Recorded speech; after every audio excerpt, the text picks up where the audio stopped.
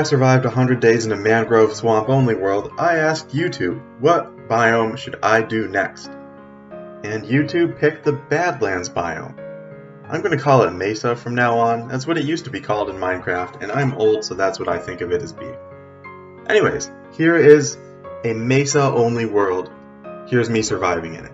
First thing I did is look around and punch dead bushes. You can get sticks really easily. That's helpful because there are no trees in this biome anywhere. There are no villages that generate here, but to make things a little easier, this biome generously has mine shafts near the surface, all over the place. So you can get wood and chests really easily. On the first day alone, I found 3 chests exposed to the surface. I was able to get some iron, a pickaxe, beetroot seeds to start food, and also a golden apple, which will be really important for curing zombie villagers. Mining planks in these mine shafts is definitely slower than chopping down trees, but it works. One annoying part of this biome is I had to dig down really far to get stone. There are so many layers of terracotta, and it looks good, but it's useless. The cobwebs in the mine shaft make string, which is a perfect way to get wool for beds and fishing rods, useful stuff. At the end of day 0, I was able to make a bed and sleep next to a lava pool I'd found. I will go to the nether eventually. Dirt is hard to come by in a mesa, making it hard to start a farm. I was able to find some underwater. I made a farm and planted some beetroots. This will eventually get me some food, which is very hard to find. There are no passive mobs in this biome. I also tried fishing on day 1. It gets better food than beetroots, but it's very slow and boring. I didn't do much fishing in this series. Another friendly feature of mesas is that gold generates everywhere. You don't have to go deep down. I was able to find some on day 1. I decided not to sleep on the evening of day 1, instead to stay awake and light things up, because I want more time at night for hostile mobs to spawn because I need a zombie villager.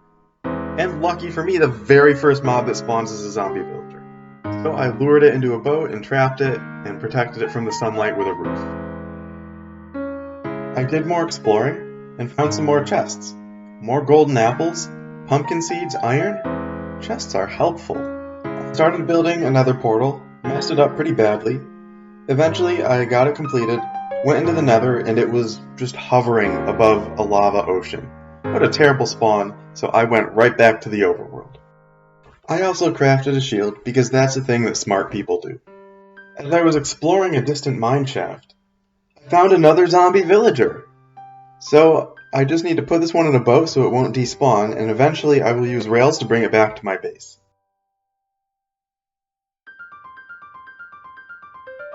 At the bottom of the water ravine next to my base, I dug down, put in some doors, and happened to dig into a cave. This was good, so I spent the rest of the day mining. Day 4, I got ambushed in my cave by a baby zombie. Then I tried using bone meal to get a bunch more glowberries. It's a quick source of food, but it doesn't help a lot. I went to the nether and made a bridge across the lava for a couple hundred blocks. It was annoying, but it needed to be done. While I was over there, I did some basic bartering with piglins. Didn't get anything special. Then I tried mining bone blocks. I want bone meal to get a lot of food, but the ghast would have none of it. The ghast was so obnoxious. Day 5 was the absolute worst. I tunneled for so far and found nothing. I ran around the nether, no fortress, no bastion.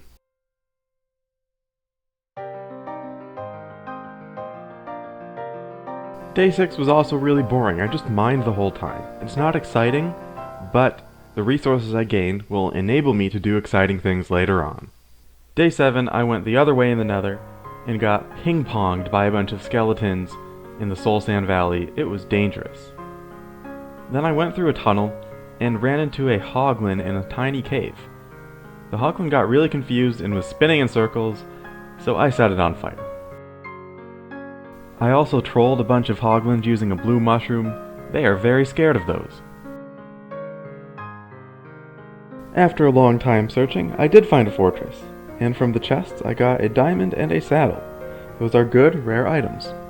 As I was in the blaze spawner fighting the blazes, I suddenly found myself down to half a heart. They kept spawning right on top of me in groups of 3, and I was running out of food very badly. I decided to take the 2 blaze rods I got and leave the fortress for now. As I was leaving, a wither skeleton did a jump attack that I didn't see coming. That was very scary, so I sprinted out of there, and then I borrowed a saddle from a strider. I now had all of the necessary ingredients to cure my zombie villagers except a spider eye, which is one of the easier ones to get.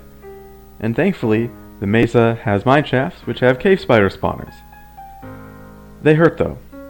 I mined rails from the mine shafts, and then I placed rails so I can eventually bring that second zombie villager back to my base.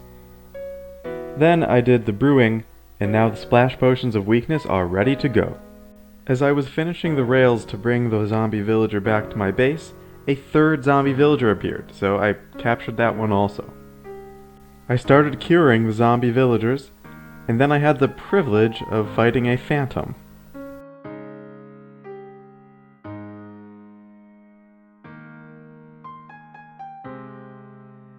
The first villager I turned into a Fletcher. Look how quickly I can get enough sticks to get an emerald. I just run around and punch.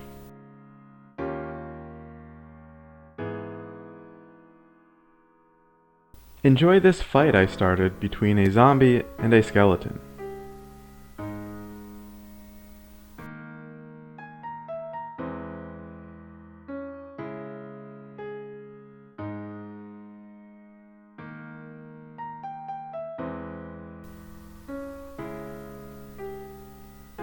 Unfortunately, the zombie lost.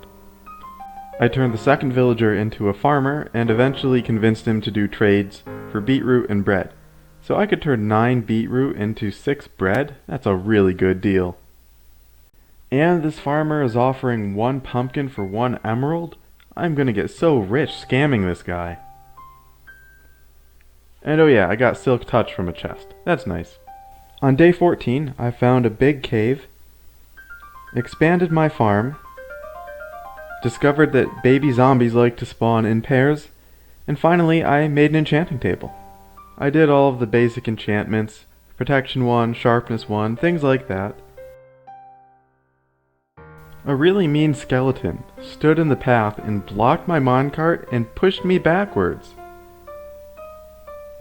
But I came back a second time and was able to sneak by.